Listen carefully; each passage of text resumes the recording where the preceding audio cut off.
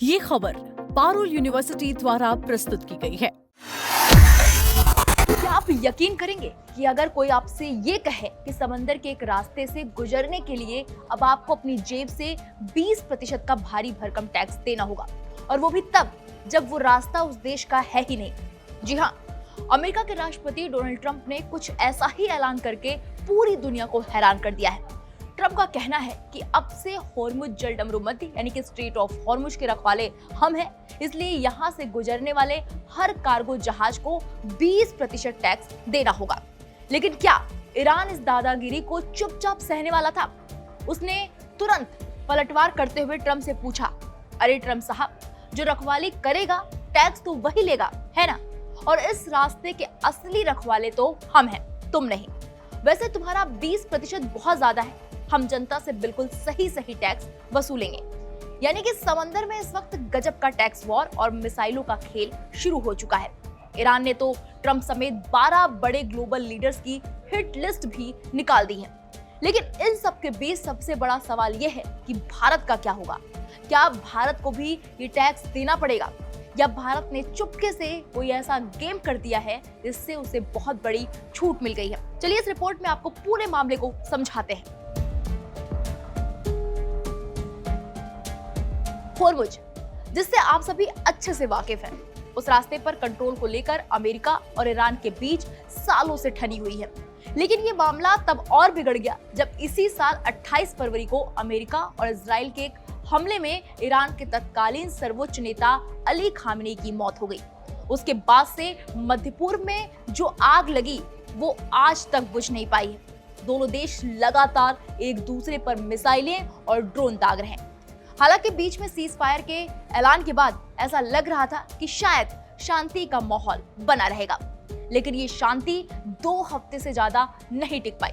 दरअसल अमेरिकी राष्ट्रपति डोनाल्ड ट्रंप ने अपने social media platform truth social पर एक पोस्ट डालकर खलबली मचा दी है। उन्होंने दावा किया है कि ईरान ने अमेरिका के साथ हुआ एक शांति समझौता तोड़ दिया है, इसलिए अब अमेरिका खुद को guardian of the Hormuz strait घोषित करता है। ट्रंप का कहना है कि इस बेहद अशांत इलाके में जहाजों को सुरक्षा देने का जो खर्चा आता है, उसकी भरपाई के लिए वहां से गुजरने वाले सभी कार्गो जहाज पर 20% का सुरक्षा शुल्क यानी कि टैक्स लगाया जाएगा। इतना ही नहीं, अमेरिकी सेंट्रल कमांड यानी कि सेंटकॉम ने तो ये भी कह दिया कि अमेरिकी सेना ईरानी बंदरगाहों की नाकेबंदी यानी ब्लॉकेड फिर से शुरू कर रही है, ताकि ईरान के जहाजों को रोका जा सके। अब जैसे ही ट्रंप का ये बयान सामने आया, ईरान के विदेश मंत्री सैयद अब्बास अराक्ची ने एक्स पर ट्रंप को ऐसा आड़े हाथों ले लिया कि देखने वाले दंग रह गए। ईरानी विदेश मंत्री ने तंज कसते हुए कहा, ट्रंप साहब बिल्कुल सही कह रहे हैं, जो भी इस रास्ते की सुरक्षा करेगा उसे मुआवजा तो मिलना ही चाहिए। लेकिन दिक्कत ये है कि इस जलमार्ग का असली रक्षक अमेरिका नहीं बल्कि हमेशा से ईरान रहा है और हमेशा रहेगा।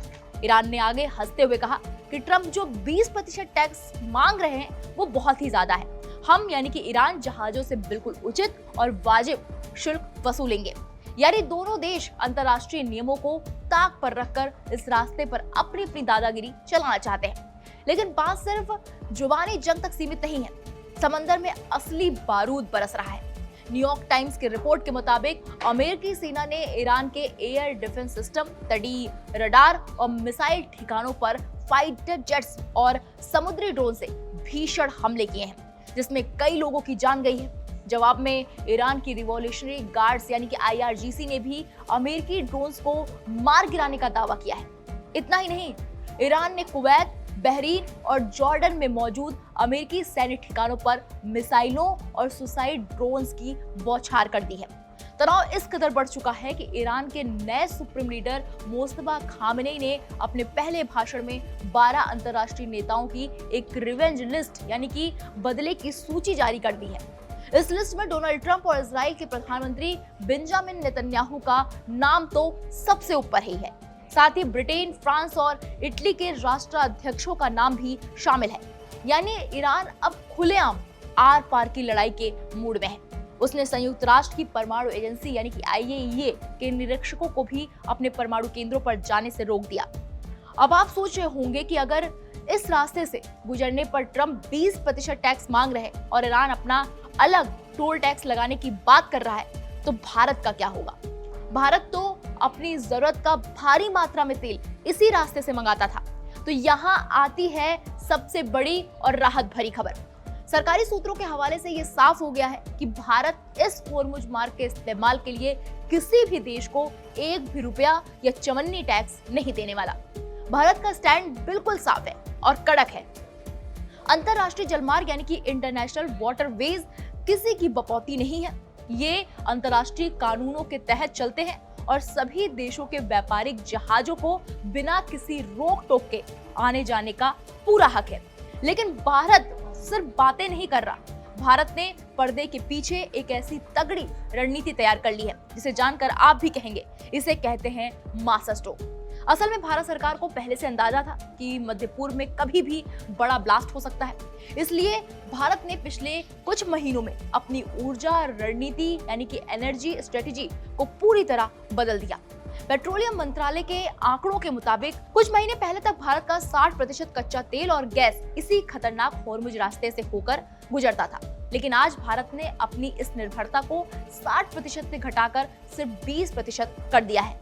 अब आप पूछेंगे कि बाकी का तेल कहां से आ रहा है आखिर?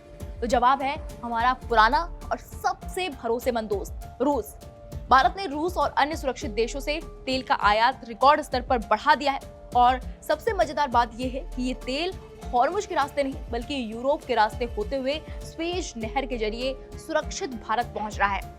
प्राइवेट ट्रैकिंग एजेंसी केपलर की रिपोर्ट भी कहती है कि भारतीय जहाज अब जानबूझकर रिस्क वाले इलाकों से बच रहे हैं और लंबा लेकिन सुरक्षित रास्ता चुन रहे हैं। इसका नतीजा ये हुआ कि दुनिया में इतनी बड़ी जंग छिड़ने के बाद भी भारत में तेल की सप्लाई पर कोई आंच अभी तक नहीं आई है, बल्कि हमारी ऊर्जा सुरक्षा पहले से कहीं ज्यादा मजबूत हो गई है।